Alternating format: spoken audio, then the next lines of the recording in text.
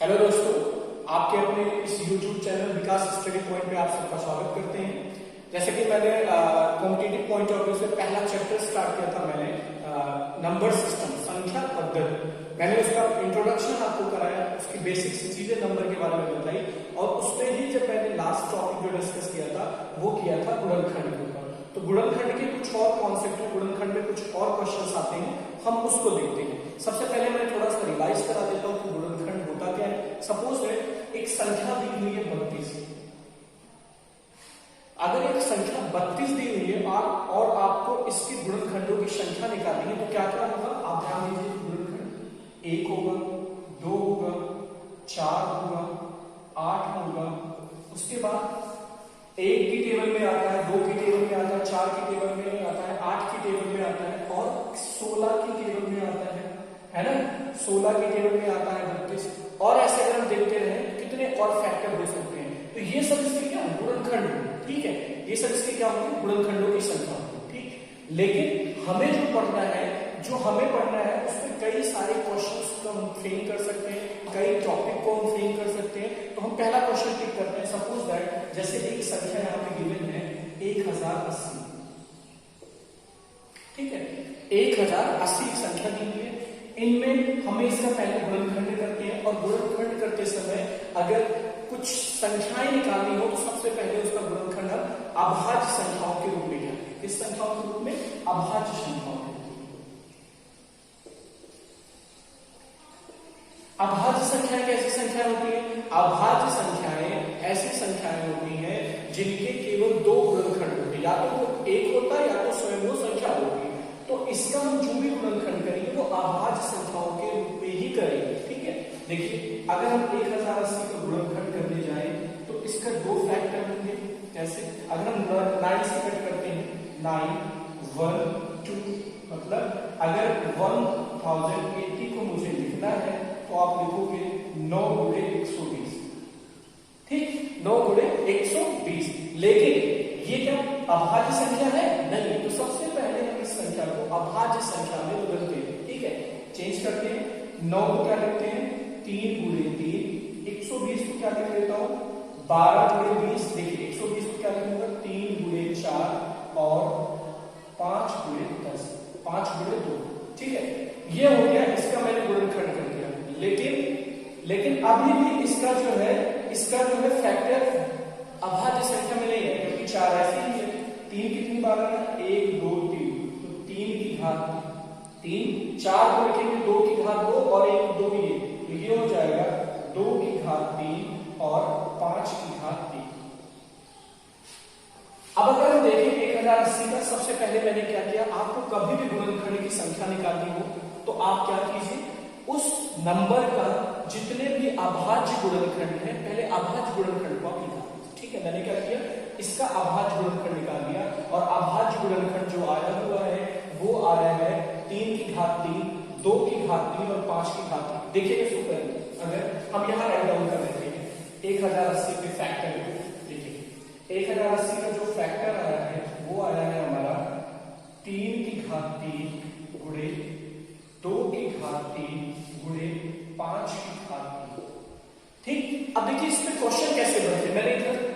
मैंने कुछ क्वेश्चंस लिख रखे हैं, first second third fourth questions लिख रखे हैं कि कैसे कैसे हम निकालेंगे, कौन कौन से क्वेश्चन बन सकते हैं। तो पहला क्वेश्चन हमारा देखिए क्या है, इसमें कुल अभाज्य गुणनखंडों की संख्या। हो सकता है आपको यही क्वेश्चन दे दिया जाए 1080 और इसमें पूछा जाए कि बताइए कुल अभाज्य गुणनखंडों की संख्या कितनी है, how many numbers of prime factor, है ना। कैसे मालूम करेंगे? इसके लिए आपको क्या करना होगा, जो हमने प्राइम फैक्टर कर रखे हैं उनकी पावर को आप ऐड करेंगे। जैसे यहाँ पे 1 की पावर 3 है, दूसरे की पावर 3, तीसरे की पावर 1, और इनको ऐड करने के कितना आ गया 7 जो होगा ये कुल अभाज्य गुणनखंडों की संख्या होगा, ठीक है। अब अगली चीज में अगर आपसे पूछा जाए कुल गुणनखंडों की संख्या क्या होगी, कुल गुणनखंडों की संख्या क्या होगी, तो आपका जवाब होगा, देखिए इसके लिए हम क्या करते हैं, जो भी मैंने प्राइम फैक्टर कर रखे हैं, अगर आपसे कुल अभाज्य गुणनखंडों की संख्या करें तो आप डायरेक्ट इन पावर्स को जोड़ दो, जैसे मैंने जोड़ दिया। लेकिन अगर क्वेश्चन में कहा जाए कि कुल गुणनखंडों की संख्या निकालिए, चाहे वो अभाज्य हो चाहे वो भाज्य हो, सारे गुणनखंडों की संख्या निकालिए, तो आपको क्या करना होगा, जो भी पावर है उसमें 1 ऐड कर दीजिए। 3 + 1 मल्टीप्लाई 3 + 1 मल्टीप्लाई 1 + 1। मैंने क्या किया, सारी पावर में एक एक जोड़ लीजिए और उसको मल्टीप्लाई कर लीजिए। 3 × 1 = 4, 3 × 1 = 4 और 1 × 1 = 2, 4 × 4 × 2, 4 × 4 = 16 × 2, मतलब कितना आ जाएगा इसका उत्तर 32। अगर बात की जाए कुल गुणनखंडों की संख्या तो वो कितनी आ गई, 32 आ गई। अब इसमें एक क्वेश्चन और हो गया, कुल सम गुणनखंडों की संख्या कितनी होगी। तो जब भी आपको किसी भी फैक्टर में कुल सम गुणनखंडों की संख्या को कहे तो उसके लिए आपको क्या करना था, जैसे हमारा फैक्टर क्या आया है, 2 की घात 3 गुणे 3 की घात 3 गुणे 5 की घात 3, ये आया है। इसमें क्या कर लेते हैं, 1 2 को पहले बाहर निकाल लेते हैं। जैसे यहाँ पे 2 है तो कोई भी सम संख्या, जो भी सम संख्या है उसमें से एक सम संख्या को हम बाहर निकाल लेते हैं। अगर यहाँ पे सपोज कोई और संख्या होती तो हम उस सम संख्या को बाहर निकाल लेते। यहाँ पे क्या है 2, तो इसमें से एक को हम बाहर निकाल लें तो हमारे पास जो संख्या बचेगी 2 की घात 2 गुणे 3 की घात 3 गुणे 5 की घात 1, ये हमारी संख्या होगी। समझ में आ रहा है, ये हमारी संख्या होगी। अब इसके लिए हम क्या करेंगे, इसके लिए जो भी, ऐसा हमने क्यों किया, बाहर क्यों किया, क्योंकि अब अगर 2 इसमें गुणा हो रहा है तो जो भी संख्या आएगी वो हमारी सम संख्या ही आएगी।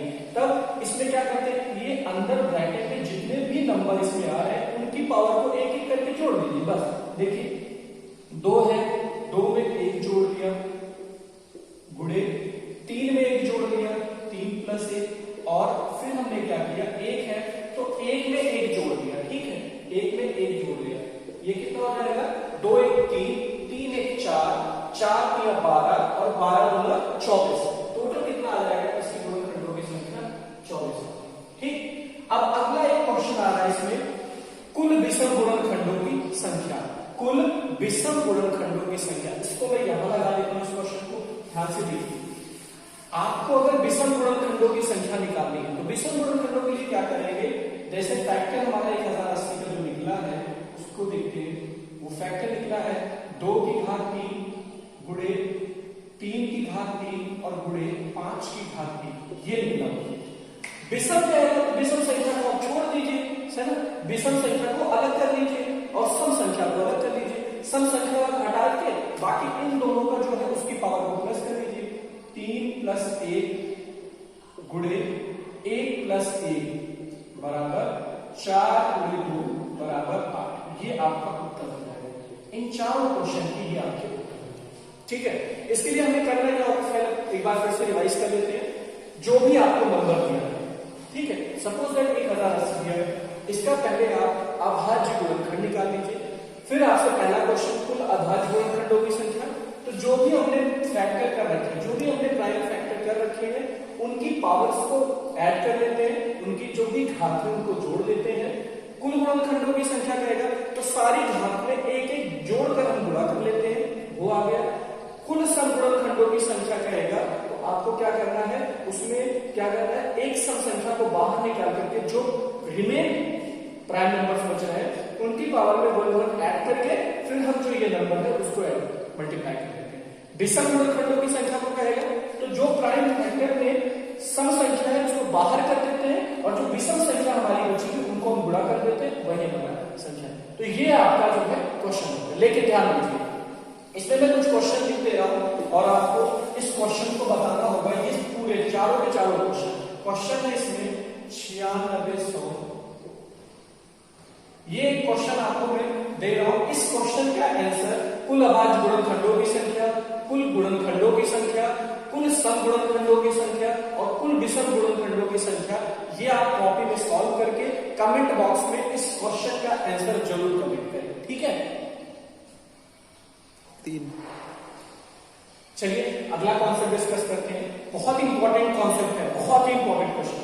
अगर हम इस कॉन्सेप्ट को समझ लेते हैं तो हमें आगे चलकर काफी क्वेश्चंस में हेल्प कर हो जाती है। हेल्प कैसे होती है कि जब हमें 4 ऑप्शन दिए रहते हैं और अगर हमें यूनिट डिजिट का कॉन्सेप्ट अच्छे से आता है तो हम उस 4 ऑप्शन बहुत अच्छे से क्लिक कर पाते हैं और बहुत जल्दी से आंसर को ट्रेस कर पाते हैं। समझते हैं सबसे पहले इकाई अंक होता क्या है। जैसे अगर हमने कोई भी संख्या ली 657 657 और कोई पूछे आपसे इकाई का अंक क्या है, यूनिट डिजिट क्या है, तो आपका उत्तर होगा 7। इकाई का अंक यही होता है, इकाई का अंक क्या होता है 7 होता है। ठीक है, ये हो गया इकाई का। लेकिन कॉम्पिटिटिव अप्रोच में क्या पढ़ना है, कॉम्पिटिटिव हमें क्या सीखना है वो हम देखते हैं। देखिए मैंने यहाँ कुछ नंबर्स लिख रखे हैं, उन नंबर्स को समझिए कि मैंने क्यों लिख रखा है। देखिए 2 की घात 1 करूंगा तो उत्तर क्या आता है 2, 2 की घात 2 करूंगा तो 4, 2 की घात 3 करूंगा तो 8, 2 की घात 4 करूंगा तो 16 आएगा। लेकिन मैंने यहाँ इकाई का अंक केवल लिख रखा है 6। यहाँ पे 2 की घात 5 करूंगा तो 32 आता है, लेकिन इकाई का अंक क्या होगा 2, 2 की घात 6 करता हूं तो आता है 4। ठीक, ये समझ में आया। एक चीज अगर आप बहुत ध्यान से देखिए तो देखिए 2 की घात 1 और 2 की घात 5 तक जाते जाते नंबर उसका इकाई का अंक सेम आता है। ठीक, यहां अगर हम देखें 2 की घात 3 और 2 की घात 7 में, देखिए 2 की घात 3 में भी इकाई का अंक 8 आ रहा है, 2 की घात 7 भी कर रहा हूं तो इकाई का अंक 8 आ रहा है। यहां देखें तो 2 की घात 4, 2 की घात 8, 2 की घात 4 में इकाई का अंक 6, 2 की घात 8 में इकाई का अंक 6। तो होता क्या है, मतलब क्या है इसके बताने का, कहने का मतलब क्या है, कहने का मतलब ये है हर 4th पावर पे जो नंबर होती है उसकी रिपीटेशन होती है, उसकी पुनरावृत्ति होती है। इसी वजह से हमें 4th पावर में डिस्ट्रीब्यूट करके इकाई का अंक निकालने में आसानी होती है। जैसे कहने का मतलब क्या है, सपोज दैट आपको 2 की घात 7 का इकाई का अंक निकालना है। आपको पहला क्वेश्चन यहाँ पे दे दिया गया कि 2 की घात 7 और इसके इकाई का अंक निकालना है, तो आप कुछ मत करिए, उसमें से 4 कम कर देंगे, 4 कम करते। देखिए अगर हम 2 की घात 7 में 4 कम करते हैं तो आप कहेंगे कि इसमें कितना आ गया 3। ठीक, 2 की घात कितनी बची 3 और 2 की घात 3 की इकाई का अंक क्या होगा 8। यही आपका उत्तर होगा। ठीक है, लेकिन देखिए इसमें एक क्वेश्चन अगर मैं थोड़ा सा बड़ा कर देता हूं 2 की घात 13, तो 2 की घात 13 में कैसे बताएंगे इकाई का, तो आप 4 कम करते जाए। क्यों, क्योंकि 4 क्यों कम करते जा रहे हैं, क्योंकि हर 4th पावर पे यूनिट डिजिट जो है वो रिपीट हो रहा है। जैसे 2 की घात 4 में 6 आ रहा है तो 2 की घात 8, 4 और 8 के बीच में 4 का ही डिफरेंस है। ठीक है, 2 की घात 13 में देखिए क्या करिए, 13 को 4 कम किया तो 9 आ गया, 9 में से 4 को कम किया कितना आ गया 5, कितना आ गया 5। ठीक है, अब अगर 5 में 4 को कम कीजिए तो 1 आ गया, मतलब 2 की घात 1 और 2 की घात 1 का मतलब यूनिट डिजिट आपका क्या आ जाएगा 2। बस इतना सा ही कॉन्सेप्ट है यूनिट डिजिट का। ठीक है, अब इसमें जो है जो मैंने इकाई का अंक निकालने को बताया, हम बढ़ते हैं अपने क्वांटिटेटिव अप्रोच की तरफ, अच्छे क्वेश्चंस की तरफ बढ़ते हैं और अच्छे कॉन्सेप्ट की तरफ। तो मैंने एक पहला कुछ रूल में डिस्ट्रीब्यूट किया है कुछ चीजों को। तो पहला समझिएगा कि अगर आपको इकाई का अंक निकालने को आ गया और इकाई के अंक निकालते समय कितना भी बड़ा नंबर लिख दिया जाए और अगर उन नंबर के लास्ट में आपको 0 मिल जाए, 1 मिल जाए, 5 मिल जाए और 6 मिल जाए, इकाई का अंक 0 मिल जाए, 1 मिल जाए, 5 मिल जाए या 6 मिल जाए, इनमें में से कोई भी संख्या मिल जाए तो उसके इकाई का अंक वही संख्या होगी। ठीक है, कहने का मतलब क्या है, अगर मैंने लिख दिया 0 1 5 6 की पावर n, तो 0 की पावर अगर n हो जाए आपके पास तो उसकी इकाई का अंक 0 ही रहेगा। अगर 1 की पावर n मिल जाए तो उसके इकाई का अंक 1 ही रहेगा। अगर 5 की पावर कभी भी n मिल जाए आपको तो उसके भी इकाई का अंक क्या रहेगा 5 ही रहेगा। और 6 की पावर n मिल जाए तो क्या इसकी इकाई का क्या रहेगा 6। जैसे आपको कभी भी कोई भी चीज समझाई जाए, जैसे मैंने बहुत छोटा सा क्वेश्चन अगर मैं आपसे कहूं कि अगर 666 की घात कुछ भी लिख दीजिए 1080 1082 लिख दीजिए, ठीक है, कुछ भी लिख दीजिए, तो हमने ये बताया कि चाहे 0 आए, 1 आए, 5 आए, 6 आए, तो इन सब में कितनी भी बड़ी पावर कर दी जाए तो उसके इकाई का अंक क्या रहता है, वो संख्या खुद ही रहती है। अब यहाँ पे आप देखिए इकाई का क्या है, इकाई का अंक 6 है और पावर कितनी भी बड़ी हो, लेकिन अगर इसके इकाई का अंक पूछा जाएगा तो इसके इकाई का अंक का उत्तर क्या आएगा आपका 6 ही आएगा। ठीक है, जैसे कुछ क्वेश्चन देखिए, इसमें बड़ा सा क्वेश्चन अगर बनाए इंप्लीमेंट करें तो क्या हो सकता है। ये तो फर्स्ट टाइप हो गया, इसका सेकंड टाइप देखिए, इस क्वेश्चन का सेकंड टाइप अगर हम देखें तो क्वेश्चन पूछा गया था, मैंने लास्ट कुछ सेट में, कुछ क्वेश्चन पेपर सेट में मैंने देखा इस क्वेश्चन को। जैसे आपको मैंने दे दिया 5 की घात 444 प्लस, ठीक है, 5 की घात 444 प्लस 6 की घात 555, ठीक है, कोई भी संख्या हमने ले लिया। अब इसमें आपको क्या करना है, इकाई का अंक निकालना है, ठीक है। क्वेश्चन देखने में बहुत बड़ा लग रहा है, अब इसको आप ऐसा मत करना कि जो है 4 से भाग करने लगे, नहीं, बिल्कुल नहीं। हमने क्या बताया आपको, रूल आप ध्यान रखिए कि अगर आपको ये 4 संख्याएं कौन कौन सी, 0, 1, 5, 6, इनमें पावर अगर मिल जाए, कितनी भी बड़ी पावर मिल जाए, इकाई का अंक मालूम करना हो तो आपको बस सिंपली क्या करना है, उस संख्या का सेम एडिशन कर देना, वही इकाई का अंक। जैसे अब देखिए इसमें 5 की पावर कितनी भी हो, इकाई का अंक 5 आएगा, 6 की पावर कितनी भी बड़ी कर दी जाए, इकाई का अंक 6 आएगा, और 6 और 5 को जोड़िएगा तो आएगा 11, क्योंकि हमको इकाई का अंक बताना है तो यही हमारा एक क्या हो जाएगा, इकाई का अंक। समझ में आया? ठीक है, अगर समझ में आया तो हम इसका दूसरा टाइप के ऊपर डिस्कस करते हैं, ठीक है। चलिए अब ये अगले रूल पे आते हैं, नोट 2 पे आते हैं, ध्यान दीजिएगा। जैसे रूल क्या है, 4 और 9, पहला रूल मैंने किसको बताया, 0 पे, 1 पे, 5 पे और 6 पे, 4 संख्याएं। अगली बार जो रूल है वो है संख्या 4 और 9। कॉन्सेप्ट क्या है, ध्यान से देखिए।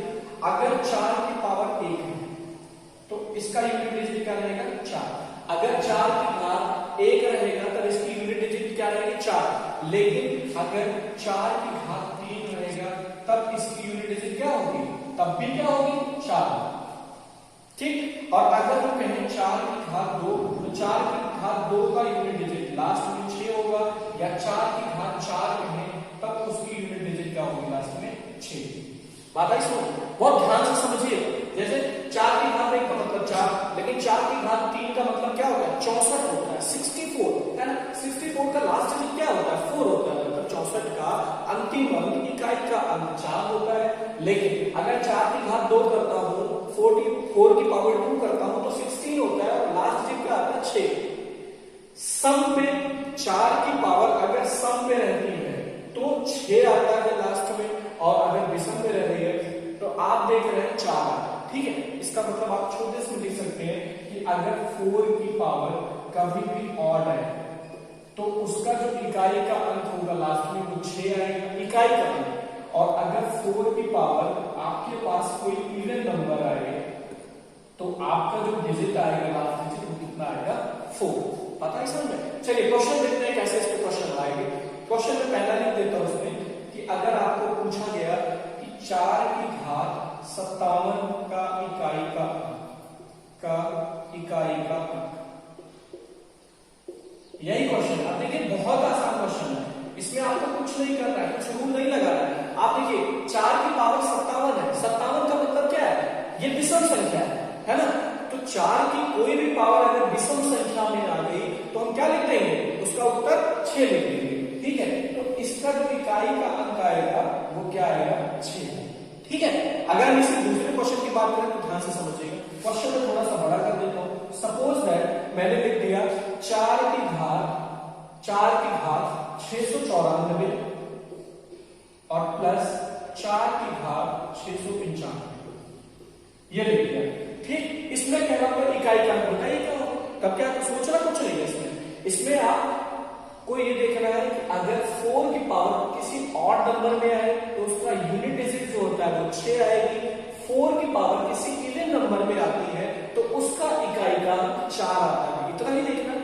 अब देखिए 4 की पावर 694, ये क्या है, सम संख्या है, आप चाहे लिख लीजिए। 4 की पावर जो है यहाँ पे इवन है, और फिर प्लस 4 की पावर यहाँ पे क्या है, ऑड है, ठीक है। अगर इवन रहेगा तब आंसर आपका क्या आएगा, 4 आएगा, और अगर ऑड रहेगा तो आंसर आपका कितना आएगा, 6। और 6 और 4 को जोड़ोगे तो 10 आएगा, और इकाई का अंक क्योंकि आपको बताना है तो इकाई का अंक आपका क्या होगा, 0 होगा। बता रही समझ में, ठीक। 3 शुरू। Note number 3। अब इसमें देखिए आपने कौन कौन सी संख्याओं को पढ़ लिया, हमने बताया था। पहली जो संख्या थी आपकी वो थी 0, 1, 5, 6, 4 संख्याएं। वो 4 9 दूसरे रूल में। अब तीसरा रूल जो बच रहा है वो संख्याएं बच रही 2 3 7 8।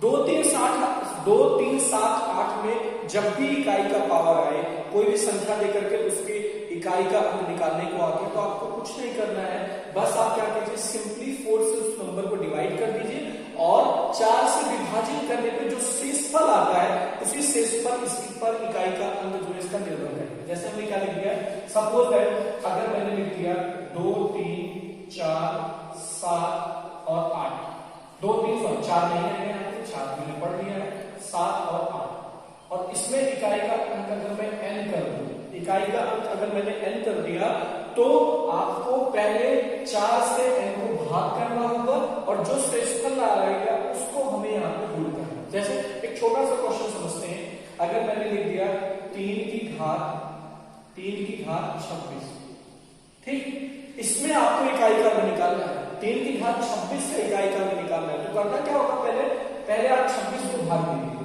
जब 3 की घात 26 और 26 को आप 4 से भाग देंगे तो उत्तर आपका जो भी शेषफल में आएगा वही इनको लगाना है। 4 से 26 को भाग देंगे, 4 को अगर 26 से भाग देंगे 4 से 24 और हमारा जो शेषफल आएगा वो आएगा 2, तो केवल हमारा शेषफल पे ही इकाई का डिपेंड करेगा और इसका उत्तर क्या आ जाएगा 9। बात आ रही समझ? चलिए एक क्वेश्चन और ले लेते हैं, कोई भी क्वेश्चन ले लीजिए। जैसे हमने लिख दिया 7 की घात 1 8 9, इतना लिखा, ठीक है, आपको नहीं समझ में, इतनी बड़ी संख्या आप और भी बढ़ लीजिए, कोई बात नहीं, 5 6 3 2 1, इतनी बड़ी संख्या से कोई अब इतनी बड़ी संख्या को हम 4 से कैसे भाग करें, कैसे आएगी, कैसे वैल्यू पे आएगी संख्या, वो हम देखते हैं। तो आप देखिए 4 से अगर इस पूरे संख्या को भाग करना है तो उसका शेषफल क्या आएगा, उसमें कुछ भी नहीं सोचना।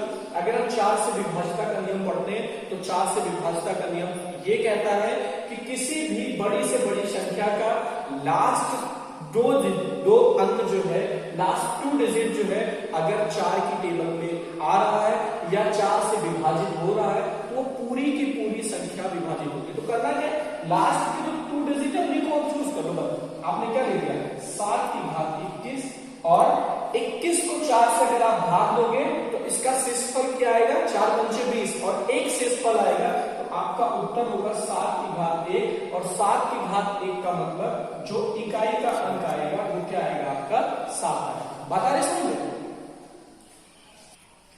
देखिए कुछ क्वेश्चन हमने लिख रखे हैं, इसके इकाई का अंक आपको निकालना है, तो कैसे निकालेंगे इकाई का अंक। जैसे पहला क्वेश्चन में लिखना है 3 की घात 41 गुणे 7 की घात 43 गुणे 8 की घात 45, इसमें आपको इकाई का अंक निकालना है, क्या होगा, ठीक है, हम निकालते हैं। तो सबसे पहला क्या काम, इसमें हम 4 से विभाजित करते हैं, 4 से भाग देते हैं, तो 41 में 4 से भाग दोगे तो शेषफल 1 आएगा, तो 3 की घात 1 गुणे, अगर आप 43 में 4 से भाग देते हैं, 4 दाम में 40, तो शेषफल कितना आ रहा है, 3 आ रहा है, ठीक, तो क्या हो जाएगा, 7 की घात 3, ठीक है। अगली बात करें तो अगर हम अगला देखते हैं तो 43 से फिर से हम अगर 4 से भाग देते हैं तो शेषफल कितना आएगा, 3, 8 की घात 3, ठीक है, 3 की घात 1, 7 की घात 3 और 8 की घात 3। अब एक एक का देखिए, अगर हम 3 की घात 1 की बात करें तो 3 आएगा, 7 की घात 3 का मतलब होता है 343, इकाई का उसमें क्या आ गया 3, और 8 की घात 3 का मतलब हो गया 512, 8 8 64 64 कट के 512, ठीक है। अगर इकाई का अंक देखें तो क्या आ गया, लास्ट में 2, 3 3 का 9, 9 दूना 18 आ गया, लेकिन हमें इकाई का अंक बताना है तो आपका उत्तर क्या हो जाएगा, इसमें 8 हो जाएगा। बात आई समझ में? अब इस क्वेश्चन पे आते हैं, इसमें भी इकाई का अंक मालूम करना है आपको, तो इकाई का अंक कैसे मालूम करेंगे इस क्वेश्चन में, ये देखते हैं। देखो आपको लिखा है 121 की घात 121 गुणे 1387 की घात 57, इस क्वेश्चन में कुछ करना नहीं है। देखिए आपको मालूम करना है लास्ट एक इकाई के अंक से मतलब होता है, आपका इकाई के अंक से मतलब होता है, आपने इकाई का अंक लिख दिया 1 और 1 की घात कितना है 121 गुणे, और इसके भी इकाई का अंक लिख दिया 7 की घात 57। कितनी भी बड़ी संख्या लिख दी जाए आपको केवल इकाई के अंक से मतलब है। मैंने छोटी करके उस संख्या को छोटा लिख लिया और फिर उसकी पावर को लिख दिया और फिर मल्टीप्लाई। देखिए क्या करते हैं, आपको पता होना चाहिए 1 की घात कुछ भी कर लीजिए, उसके इकाई का अंक क्या क्या आएगा, हमेशा एक ही आएगा गुणे, और 7 की घात 57 यहाँ पे लिखा है। 57 को अगर हम 4 से भाग देते हैं तो ये आ जाएगा 56, 14 चौके 56, और इसका शेषफल जो बचेगा वो 1 बचेगा। 7 की घात 1 करूंगा और 1 गुणे 7 करूंगा तो 7, इकाई का अंक आपका क्या निकल जाएगा, इसमें 7 आ जाएगा। आता है समझ में? अब इस क्वेश्चन को सॉल्व करते हैं। ये क्वेश्चन मैं आप सबके लिए लिख रहा हूं, इसमें इकाई का अंक निकालना है और इकाई का अंक निकाल करके कमेंट बॉक्स में आपको कमेंट करना है। इसका आंसर जो भी आता है वो आपको कमेंट बॉक्स में